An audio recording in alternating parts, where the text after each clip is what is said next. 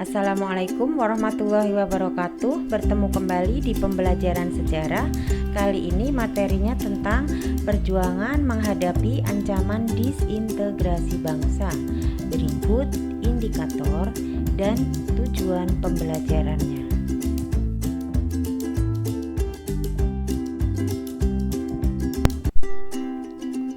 Perjuangan menghadapi ancaman disintegrasi bangsa. Disintegrasi bangsa di sini diartikan sebagai perpecahan bangsa. Jadi ada beberapa konflik yang menyebabkan perpecahan bangsa. Di sini ada konflik karena ideologi, konflik karena kepentingan, dan konflik karena sistem pemerintahan. Nah, akan kita bahas satu persatu. Yang pertama adalah konflik ideologi. Konflik yang disebabkan oleh ideologi itu ada 3. Yang pertama adalah pemberontakan PKI Madiun, kemudian yang kedua pemberontakan DITII, yang ketiga pemberontakan G30 SPKI. Nah, penjelasannya sebagai berikut. Pemberontakan PKI Madiun.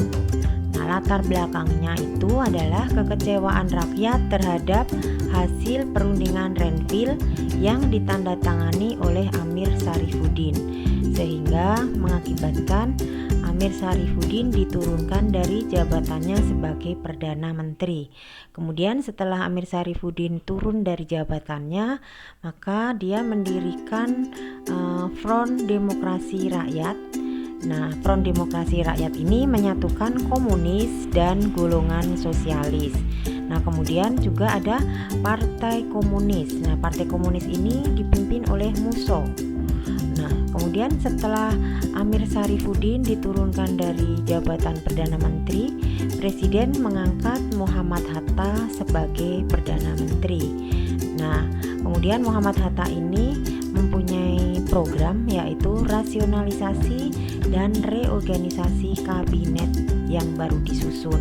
Nah, ini yang menyebabkan Musso mengadakan pemberontakan karena ketidakpuasannya terhadap rasionalisasi dan reorganisasi kabinet baru yang disusun oleh Muhammad Hatta. Nah, kemudian tujuan dan kapan terjadinya. Nah, tujuannya dari pemberontakan PKI Madiun ini adalah menggantikan dasar negara. Dari dasar negara Pancasila ingin digantikan menjadi dasar negara komunis, kemudian pembentukan negara Republik Soviet Indonesia, dan melakukan penghasutan dan mempengaruhi kaum buruh dan petani.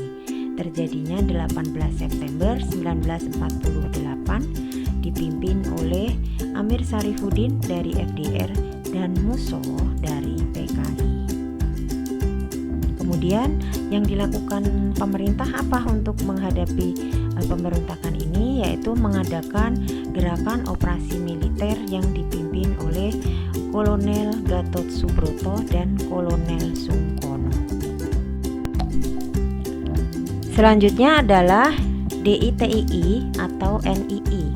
Nah, pemberontakan ini terjadi di beberapa daerah, ada di Jawa Barat, Jawa Tengah, Aceh, Makassar.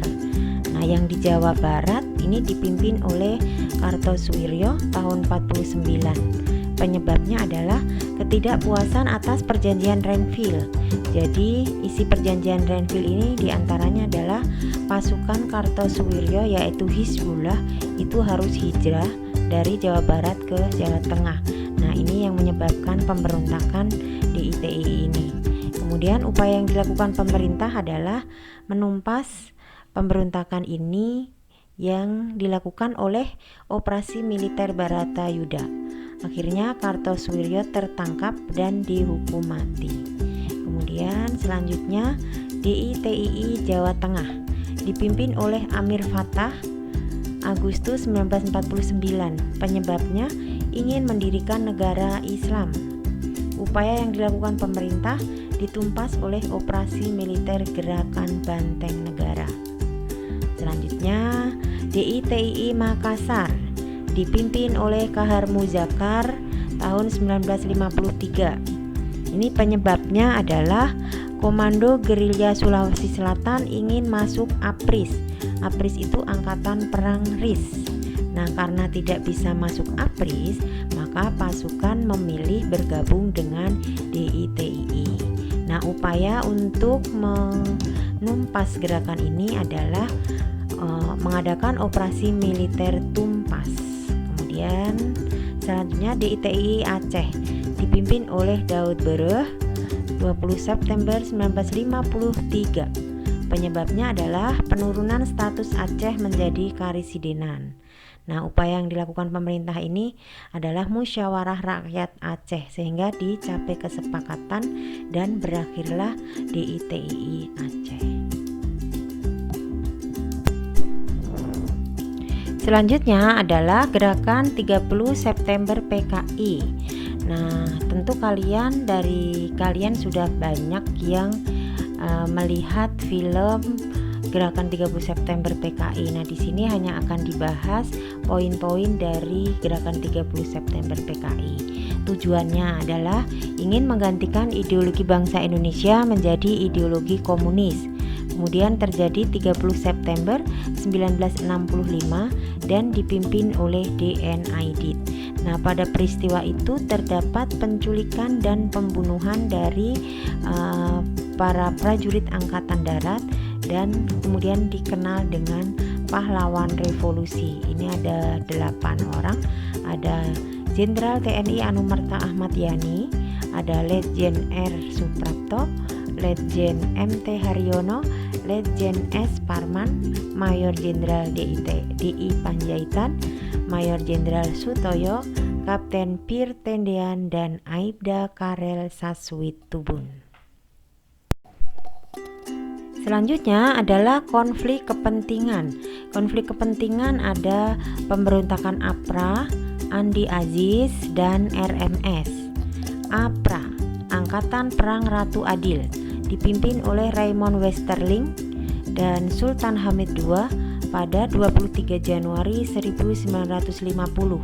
Tujuan dari APRA ini adalah ingin mempertahankan Pasundan sebagai negara federal dan APRA sebagai tentara negara Pasundan. Nah, upaya yang dilakukan pemerintah untuk mengatasi pemberontakan APRA adalah ditumpas melalui operasi militer. Kemudian Andi Aziz. Pemberontakan Andi Aziz dipimpin tentunya oleh Andi Aziz, terjadi pada Maret sampai April 1950 di Sulawesi Selatan, tepatnya di Makassar. Tujuannya ingin mempertahankan negara Indonesia Timur. Upaya yang dilakukan pemerintah adalah ditumpas oleh Alek Kawilarang.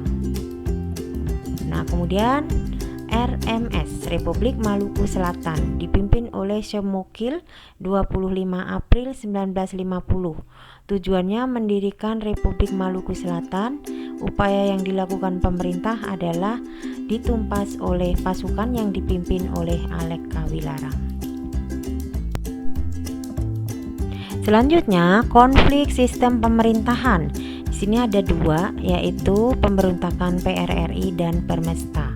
Nah, PRRI dan Permesta itu dilatar belakangi oleh ketidakpuasan beberapa daerah di Sumatera dan Sulawesi terhadap alokasi biaya pembangunan dari pemerintah pusat. Juga adanya kurang sejahteranya Angkatan Darat di Sumatera dan Sulawesi. Nah, PRRI terjadi 15 Februari 1958 dipimpin oleh Ahmad Hussein dan Safruddin Prawira Negara, sedangkan Permesta terjadi 2 Maret 1957 dipimpin oleh Letkol Vence Semuan. Demikian materi tentang perjuangan menghadapi disintegrasi bangsa. Mudah-mudahan bisa dimengerti. Bertemu kembali di materi pembelajaran sejarah berikutnya. Assalamualaikum warahmatullahi wabarakatuh.